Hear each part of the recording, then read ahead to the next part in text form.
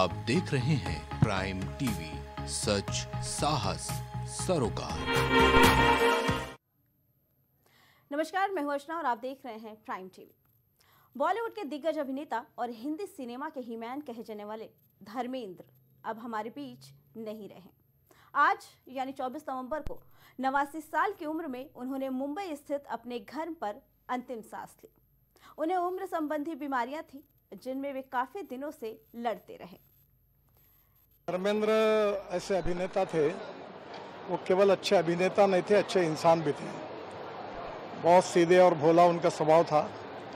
मेरा उनका बड़ा व्यक्तिगत परिचय था और उनका एक उम्दा दिल था और विशेष रूप से देश की मिट्टी के साथ, किसानों के साथ उनकी बहुत बड़ी कटिबद्धता थी।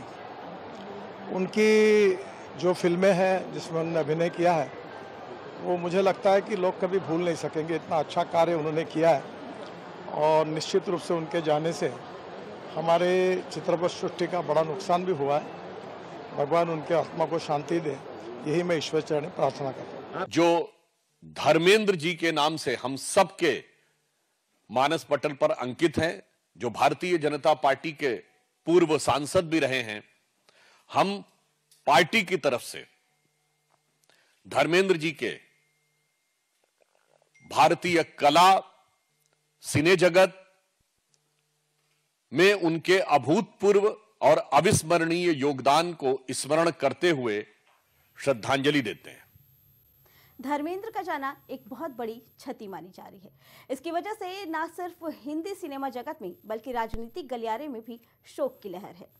हाल ही में धर्मेंद्र को 10 नवंबर को अस्पताल में भर्ती किया गया था। इसके कुछ दिन बाद ही हेमा मालिनी, सनी देओल और बॉबी देओल समेत उनका पूरा परिवार उन्हें घर लेकर आ गया था, जहां उनका घर पर ही इलाज जारी था।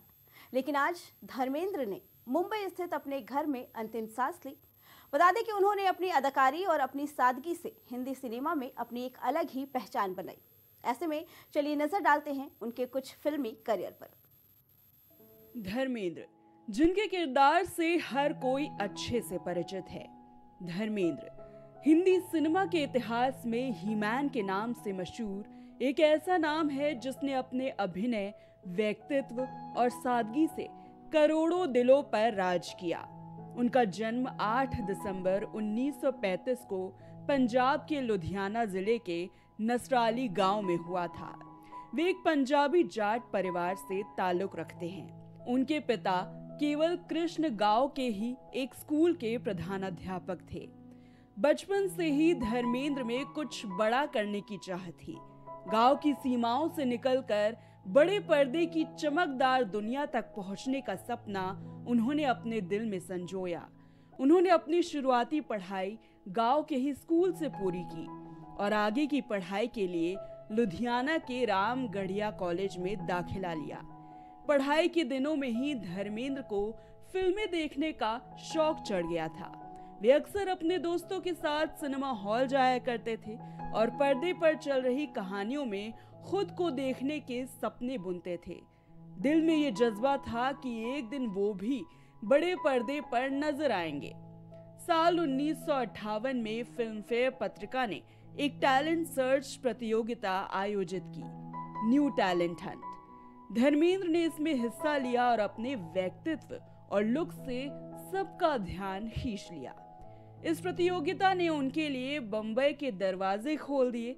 गांव का ये नौजवान सपनों की नगरी में आ पहुंचा, जहां संघर्ष उसका इंतजार कर रहा था, लेकिन साथ ही अवसर भी। कई ऑडिशन और असफल प्रयासों के बाद आखिरकार 1960 में उन्हें अरुणा ईरानी के साथ फिल्म दिल भी तेरा हम भी तेरे में पहला मौका मिला। यही से शुरू हुआ एक ऐसा सफर जिसने हिंदी सिनेमा को उसका हीमैन दिया। धीरे धीरे धर्मेंद्र ने रोमांटिक, एक्शन और कॉमेडी हर तरह के किरदारों में अपनी बहुमुखी प्रतिभा का लोहा मनवाया। शुरुआती संघर्ष के बावजूद उन्होंने हार नहीं मानी और लगातार मेहनत की और उनकी मेहनत रंग लाई। 1964 की सुपरहिट फिल्म फूल और पत्थर के साथ, जिसने उन्हें स्टारडम की ऊंचाइयों तक पहुंचाया। इसके बाद उन्होंने कभी पीछे मुड़कर नहीं देखा। 70 के दशक में धर्मेंद्र ने अपने अभिनय और मजबूत व्यक्तित्व से ही-मैन की छवि स्थापित की। उनकी फिल्मों में एक्शन, रोमांस, हास्य और भावनाओं का ऐसा मेल देखने को मिला जो उस दौर में बहुत कम अभिनेताओं के पास था। शोले, मेरा गांव मेरा देश, सीता और गीता, यादों की बारात जैसी फिल्मों ने उन्हें एक सर्वप्रिय अभिनेता बना दिया। खासकर शोले में वीरू के किरदार ने उन्हें अमर कर दिया, जहां उनका जोश, मासूमियत और ह्यूमर एक साथ झलकता था। ही-मैन की हिट फिल्में। फिल्म का नाम शोले साल 1975, सीता और गीता साल 1972, मेरा गांव मेरा देश साल 1971, धर्मवीर साल 1977, राजपूत साल 1982। धर्मेंद्र केवल एक्शन हीरो ही नहीं थे, बल्कि एक गहरे संवेदनशील कलाकार भी थे।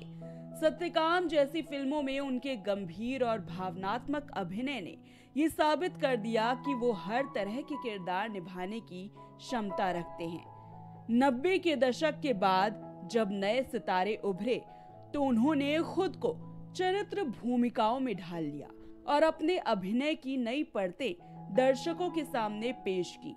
फिल्मों के साथ साथ धर्मेंद्र ने राजनीति में भी कदम रखा। वो 2004 से 2009 तक भारतीय जनता पार्टी की ओर से राजस्थान के बीकानेर से सांसद रहे। 2009 में अपना कार्यकाल पूरा करने के बाद धर्मेंद्र ने दोबारा चुनाव नहीं लड़ा और सक्रिय राजनीति से संन्यास ले लिया।